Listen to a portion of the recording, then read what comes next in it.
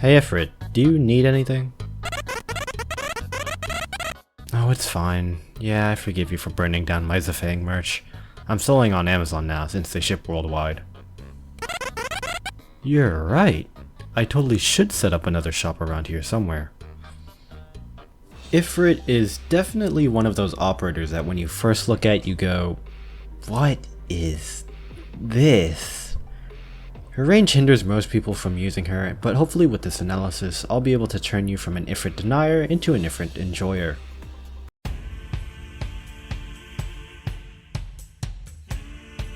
Ifrit is the only operator of the Blaster Caster archetype. She deals AoE arts damage in a line and has a high DP cost. Even though her trait is pretty simple, her range puts off a lot of people from fitting her into their squad. The range of a 5-tile line requires some thinking on how to maximize, which lots of inexperienced players aren't used to. The first idea for many players is to put Ifrit with the grain of enemy pathing, that is to say, using her where lanes in the map appear. This intuitive thinking, however, doesn't maximize her usage. A 5-tile lane doesn't seem to have much range until you consider the fact that Arknights is a mobile game. What does this mean exactly? Well, mobile games are played on smartphones, which are rectangles with a long length and short width. This means the maps will also have similar dimensions to rectangles with long lengths and short widths. The part you want to pay attention to here is the short width. Because the maps are smaller width-wise, a 5-tile line range means facing Ifrit width-ways will give her range that can hit both sides of the map. Now, obviously enemy pathing can be an issue here, but the main takeaway is that with Ifrit's very long range, you can burn multiple lanes at once. Placing Ifrit perpendicular to lanes to have her create her infamous Ifrit tiles isn't intuitive for most people, but her DPS is definitely worth it. And speaking of her DPS, Ifrit has lots of it. She boasts an extremely high attack stat, capable of reaching almost 1000 attack with her added trust bonus. A major downside of Ifrit, besides her range, is her attack interval, doing a basic attack every 2.9 seconds. Ifrit's first talent, Spiritual Dissolution, reduces the arts resistance of all enemies in her range by 40%. This talent alone has the highest arts resistance shred in the entire game and hints at her specialty, arts debuffing. Granted, the enemies have to be positioned in her range, but a single tile is all you need to burst big enemies down if you have Ifrit and the rest of the arts damage squad. Her second talent, Rhine Loop, gives her 2 SP every 6 seconds. Doing some basic math, 2 divided by 6 is 0.333, meaning she gets an added 0.333 SP per second to charge her skills. Since this talent technically isn't an SP per second buff, it can also stack with Mostima's or Telopsis' SP per second buffs too. Rhine Loop gives Ifrit way shorter downtimes on her skills, subsequently increasing her DPS by a substantial amount. One thing to note about Ifrit is that all her potentials are noteworthy.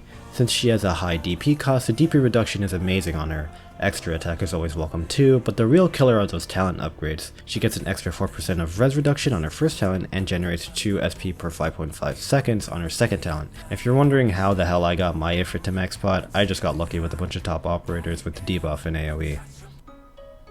Zafang merch! Get your Zafang merch right here. Only $19.99 for this luscious t-shirt. Oh hey Ifrit, what's poppin'? You wanna sell Zafang merch with me to make up for burning down my last store? I'd be glad to have you on. We're kinda short-staffed anyways, since no one wants to sell with me.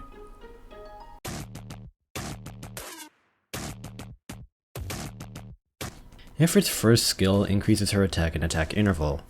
It's an skill, but pales in comparison to her second and third skills, which are her main ones. Like with most 6-star skill ones, there's not really much to say about this skill. 99% of the time you wouldn't be using S1 since her other skills are way better in terms of damage output and support. Pyroclasm, Ifrit's second skill, makes her next attack deal increased arts damage and reduces the defense of enemies hit by the attack. They'll also take burn damage for the next 3 seconds. This skill can hold up to 3 charges. S2 is perfect for consistent damage that helps out physical damage teams. With the reduction in defense, your snipers, defenders, and guards all essentially get a free 200 damage bonus. Even without the defense reduction, this skill is perfect for consistent damage. With a low SP charge and a pretty high multiplier, Ifrit can clean most enemies in her tiles. For most general content, this skill is preferred since it's an automatic skill and activates frequently. Ifrit's third skill, Scorched Earth, deals arts damage and decreases enemies' arts resistance every second in her range. Every second the skill is active, Ifrit will lose 2% of her max HP per second. Since it lasts 20 seconds, this means Ifrit will lose 40% of her HP when the skill is over. This skill is amazing for 2 reasons: damage and flat arts resistance reduction. Ifrit's S3 is the only source of flat res debuffing in the game, making it extremely potent since you compare it with her first talent with even more debuffing. Even if Ifrit didn't do any damage with her S3, you could still use her solely for shredding enemy arts resistance just by placing her and proccing her skill. To really see how potent the skill is, let's do some basic math. Let's say a hypothetical enemy has 100 arts resistance. This means the enemy will practically take no damage from arts attacks. Applying Ifrit's debuffing with Scorch to Earth, you can apply the flat arts resistance reduction first, and then do her second talent. Doing the operations in order, 100 minus 20 is 80 resistance. Implementing her first talent, 80 res multiplied by this number means the enemy will have 48 resistance left. So basically, we went from doing no damage at 100 arts resistance to dealing around half arts damage at 48 res. Placing Ifrit and pressing the skill button alone shredded 52 resistance. I haven't even talked about the damage she does with the skill, and man does she do damage. The main kicker with this skill is the attack interval reduction. She goes from doing an attack every 2.9 seconds to dealing damage every second, which significantly increases her DPS. For those of you who love Arknights math, this skill is also an attack scale multiplier, meaning it scales well with additive buffs. Not only does the skill do some pretty nasty damage, but it has a nearly 50% uptime with Ifrit's second SP talent. The catch of Ifrit losing HP during the skill duration might stray some people away from the skill, but in my opinion there's something much more detrimental to it. She can't hit drones. Other than that, short downtimes, big damage, and massive arts resistance shredding makes Scorched Earth perfect for rotating between heavy bursts of tanky enemies.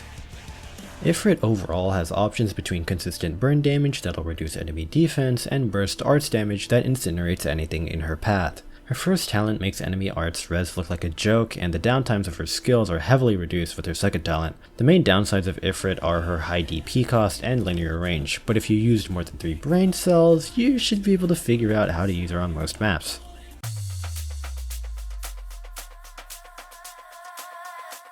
I thankfully don't have to compare her to any other AoE casters since Ifrit functions very differently than them, and by very differently I mean she is actually capable of doing damage. What makes her used in many high-risk strategies though is the amazing downtime that functions well with her debuffing. Ifrit is the best arts resistance debuffer, enabling more arts damage operators like Surtur and Aya to do even more damage, and her kit isn't entirely based around debuffing either. Ifrit can carry her weight in damage, which is what made arts damage so powerful. Comparing to physical damage whose debuffers don't have built-in damage in them, Ifrit's S3 is something that can burn through enemies on its own. Her range allowed her to do dual lane shenanigans in CC Cinders and wild skills, but even without dual laning, Ifrit's single tile of death was used in CC4 to burst down golems. Overall, it's interesting to see Ifrit being used because of how strong she is despite most people not figuring out a spot for her in their squad. For inexperienced players, Ifrit's range makes her iffy to use. However, I strongly recommend bringing her into every map you do for a while. Her skills can be heavily rewarding for figuring out where to place her and what direction to face her, and it definitely turns you into a better player. Amia, are you jealous of my profits from the Zafang merch? I made a whole $2 that day, and it's all thanks to Ifrit. What? When did you learn to mass produce Fumos? Next time though. Ifrit and I will make these sales go through the roof.